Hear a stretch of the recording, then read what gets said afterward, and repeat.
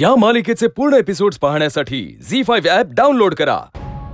अहो सूर्यदर्शनानंतरच सगळ्या विधी करायच्या आहेत। आता हो, आता काय? ढगांची वारेपांग होण्याची वाट बघत बसायचं। होईल ना? हो होईल। तो काय कायमचा दडणारा आहे का? अहो पण मुहूर्ताच्या वेळी दर्शन व्हायला हवं। नंतर दर्शन होऊन त्याचा काय उपयोग आहे? हे खरंच म्हणा। आणि सूर्यदर्शन झालं नाही तर लोक अर्थाचा अनर्थ काढतील। अहो सूर्यदर्शनानंतरच सगळ्या विधी करायच्या आहेत। आता हो, आता काय? ढगांची वारेपांग होण्याची वाट बघत बसायचं। होईल ना? हो होईल। तो काय कायमचा दडणारा आहे का? अहो पण मुहूर्ताच्या वेळी दर्शन व्हायला हवं। नंतर दर्शन होऊन त्याचा काय उपयोग आहे? हे खरंच म्हणा।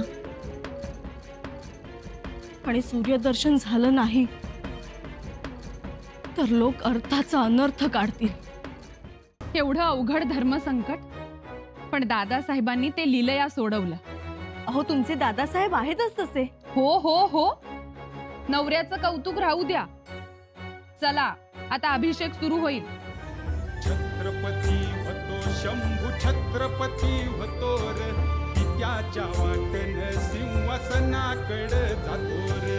छत्रपती होतो शंभू, छत्रपती होतो रे, त्याच्या वाटेन सिंहासनाकडे जातो रे। रथाचं चाक तुटलं म्हणून अपशकुन झाला अशी चर्चा आहे सगळीकडे। बत्ताशीबाई, आम्ही तर म्हणतो उलट बरंच झालं।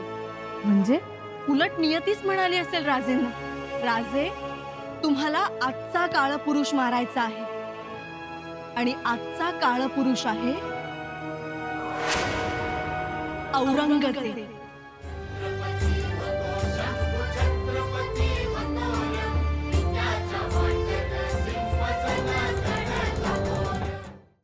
आता आम्ही आमच्या सहकाऱ्यांना, कारभाऱ्यांना जबाबदाऱ्यांचं आणि पदांचं वाटप करणार आहोत।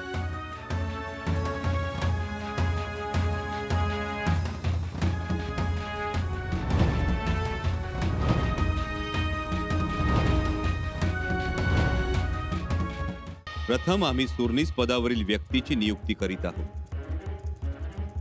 ही सुरनीस पदावरील व्यक्ती मुत्सद्दी आहे, धुरंधर आहे, महाराजांबरोबर काम केलेली आहे आणि महत्वाचं म्हणजे येन केन प्रकारे सतत चर्चेत राहिलेली आहे। आणि ती मुरब्बी मातब्बर आसामी आहे।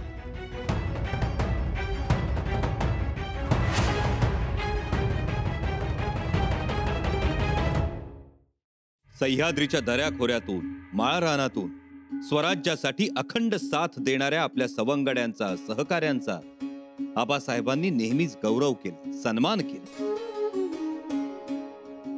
या प्रसंगी आम्हाला महाप्रतापी वीर शालिवाहन राजाची याद येते। त्यांनी ज्याप्रमाणे मातीतून वीर निर्माण केले, त्याचप्रमाणे आमच्या आबासाहेबांनी शेताबांधावरून, वाड्या वस्त्यांवरून, सर्वसामान्य रयतेतून निधड्या छातीचे असंख्य योद्धे घडवले। संभाजी गावजी कोंढाळकर, शिवा काशी, संताजी बोबडे, मानाजी मोरे, दशरथ कुंभार, वाघोजी तुपे, चांदजी जेधे, सटवामा, येल्यामा, किती किती नावं घ्यावी। सगळेच आमच्या हृदयातले। अशीच एक आमच्या हृदयातली व्यक्ती, जी भेटल्या क्षणापासून आमच्या सोबत राहिली, कोणत्याही गोष्टीची अपेक्षा ठेवली नाही आणि मैत्री खेरीज दुसरं काही मागितलंही नाही।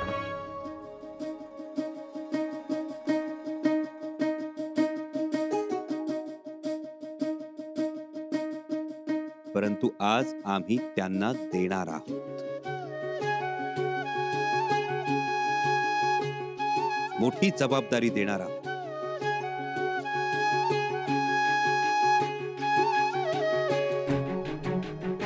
लोक हो, ती व्यक्ती दुसरी तिसरी कोणी नसून आमचे मित्र कवी कलश आहे।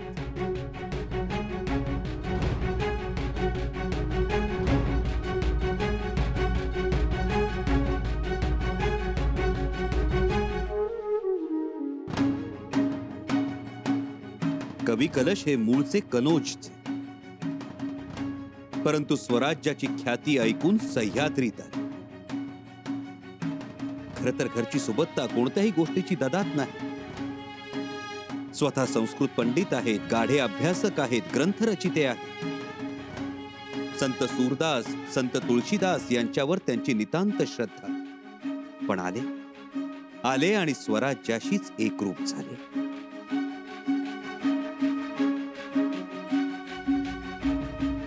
ठगानेच दुनिया को मादर कहे, छिपा लोड जाहिर हो खाहिर कहे, बदी बापसू अपनी मिरास जा. म्हणजे हा औरंगजेब फसवण्यासाठीच जगाला आई म्हणतो, हाताखालच्या लोडाला बहीण म्हणतो. आईचं दूध म्हणून भावांचं रक्त पिणं हा आपला धर्म समजतो. स्वतःच्या स्वार्थासाठी सख्या भावांना, बापाला सुद्धा ठार करतो. अशा आशयाचं औरंगजेबाचा पर्दाफाश करणारं काव्य लिहिणाऱ्या कवी कलशांना आम्ही छंदोगामात्य हा किताब बहाल करत आहोत.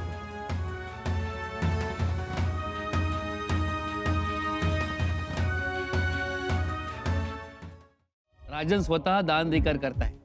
हो, पण ते फार वेळ थांबायचे नाही. तेव्हा त्यांच्या मदतीला जायला हवं. ते गेल्यावर आपण उभं राहायचं. त्या कलुशाला गडावरून कसा हकलून द्यायचा याचा विचार करत होतो. मार्ग सापडल. कधी? आता देकार द्यायलाही तोच उभा आहे. अहो काय पण तो तेच सांगायला आलो होतो. देकाराच्या जागेवर चेगरा चेगरी झाली आहे. चला तिकडे लवकर. चला पंत चला. ऐकलं का? उपाय सापडला. दत्ता, अरे या घरची सून असा ती एकदा माफ कर रे. नाही नाही, तुका जर ह्या घरात वया असत तर मी याचं थांबणार नाही.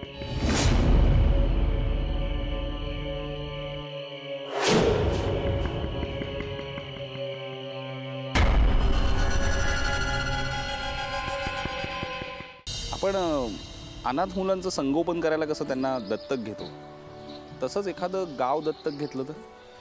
आम्ही हे गाव दत्तक घेतोय.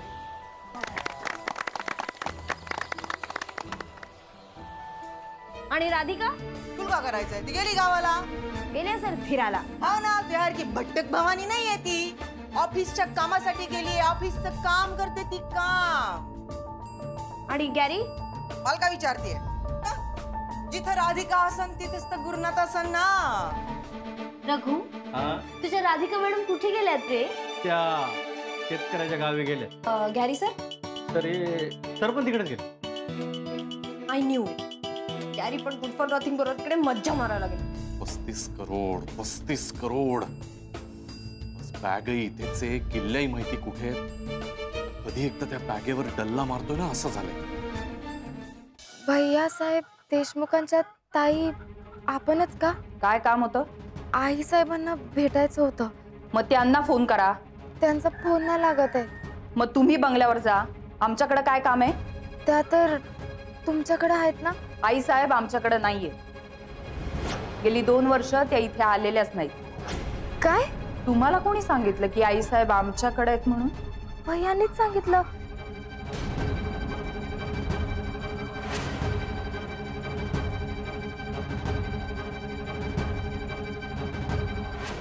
स्पोर्ट्समन असलेलं व्यक्तिमत्व त्यावेळेला शाळेतल्या अनेक मुलींना आवडत असेल.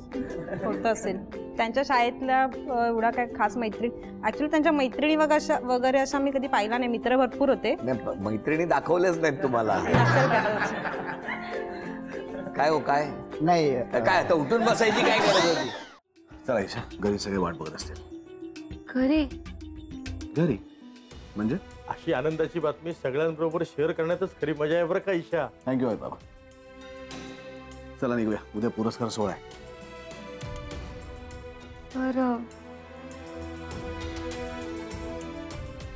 मी नाही येऊ शकत आज तुमच्या बरोबर. विक्रांत, काय झालं? ईशा या जगातून कुठल्या पद्धतीने नाशी झालेले तुला आवडेल सांग. काय काय बोलतोस तू छांडे? ती नको आता तुझ्या आयुष्यात. तोंड सांभाळून बोल छांडे. परत जर काही बोललास तर मी ऐकून घेणार नाही. ईशाला जर वाचवशील ना तर तू समजशील. हे जे तुमच्या डोक्यात आहे की नाही, त्या डोसक्याला मी शांतराव म्हणून मॉलिश करणार आहे. हो तुम्ही म्हणाल तसं.